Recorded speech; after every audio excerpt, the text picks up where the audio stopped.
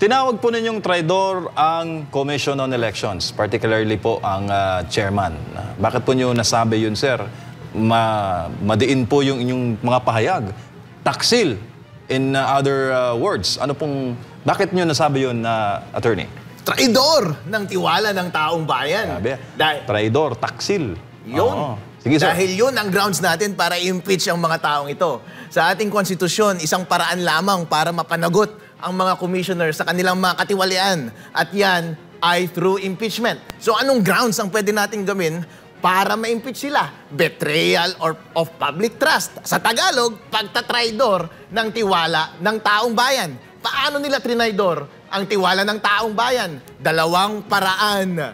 Ang sabi ng batas, dapat ilabas mo yung source code audit report maraming buwan bago mag-eleksyon. Dahil ang taong bayan ay nagtitiwala sa iyo na ipapakita mo sa kanila na ang ating election process ay maayos. Pero ano ang ginawa mo? Itinago mo ng ilang buwan at inilabas mo lang 2 araw bago mag-eleksyon. Ano pa ang ginawa mo? Yung linagay mo sa makina version 3.5. Yung na-review version 3.4. Pagtatraidor ba yun o hindi? Niloko ninyo ang taong bayan. Pangalawa, ang sabi ng batas, dapat yung mga automated counting machines direktang magpapadala ng data papunta sa COMELEC servers at sa mga transparency servers. Required yan ng batas at mga rules. Bakit ganun ang requirement ng batas? Para kapag magsesend ng data sa COMELEC, kapag manloloko ang COMELEC ng data, syempre mahuhuli ka agad ng mga transparency server. Pero ano ang ginawa ng COMELEC? Ang ginawa nila, bago magpadala pala papunta doon sa mga transparency server, naglagay sila ng data center 3 sa gitna. Ang prinogram nila sa mga automated counting machines, yung mga ipapadala sa mga transparency server, isushoot muna nila doon sa data center 3. So ano na ang mangyayari? Kapag nagpapadala na tuloy yung automated counting machines papunta sa mga COMELEC servers, syempre, pwede nang baguhin ng COMELEC ang mga data na ilalabas nila sa kanilang mga server.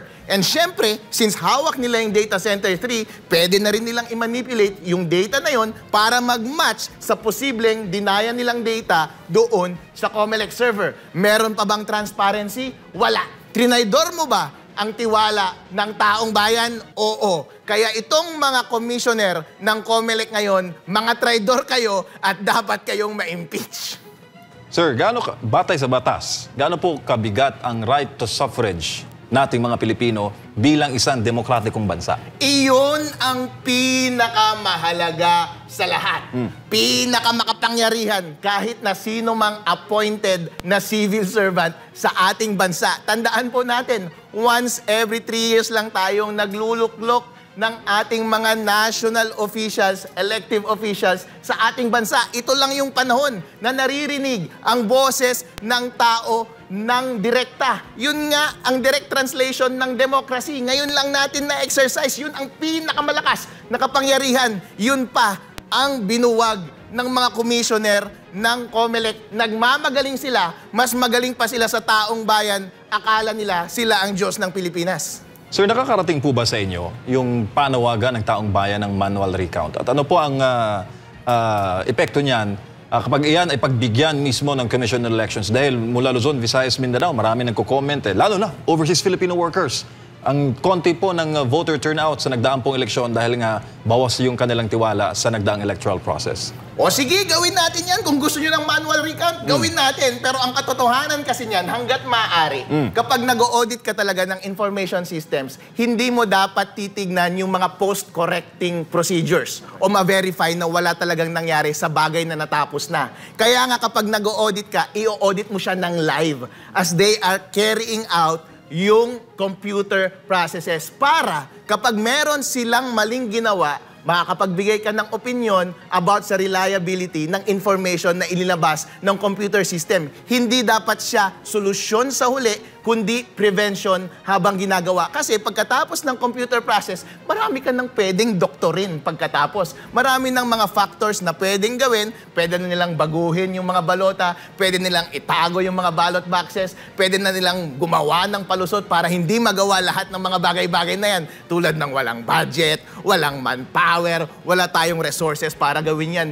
Hindi natin magagawa ang lahat ng bagay-bagay na yan. Kaya nga, sinasabi ko ngayon pa lang, since bagsak na ang COMELEC sa lahat ng kanilang procedure, before and during the election process, bagsak na talaga sila dito sa election process na ito, bagsak sa credibility ang resulta ng ating election. Bago lang si partner Admar, sir, isa rin po sa mga pinagdududa po ng ating taong bayan, yung issue po ng overvotes.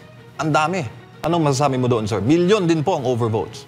Yung overvotes, hindi ko ma-verify kung yun ay result ng maling transmission or kung yun ay result ng conflicted na source code doon sa makina. Pero baka indication yan. Baka result siya. Pero ang sinasabi ko lang ngayon, yung integrity ng ating software, yung integrity ng ating transmission ay wala na. Kaya hindi ako magtataka kung maraming mga circumstances ngayon na lumalabas na nag-i-indicate na merong widespread fraud. Kaya kapag sinasabi mong may overvotes or kung meron mang ibang bagay na nag-i-indicate ng dayaan, lahat po yan ay valid. At ang bola ngayon ay nasa COMELEC para i-overturn nila yung presumption na sila ay nandaya sa eleksyon na ito.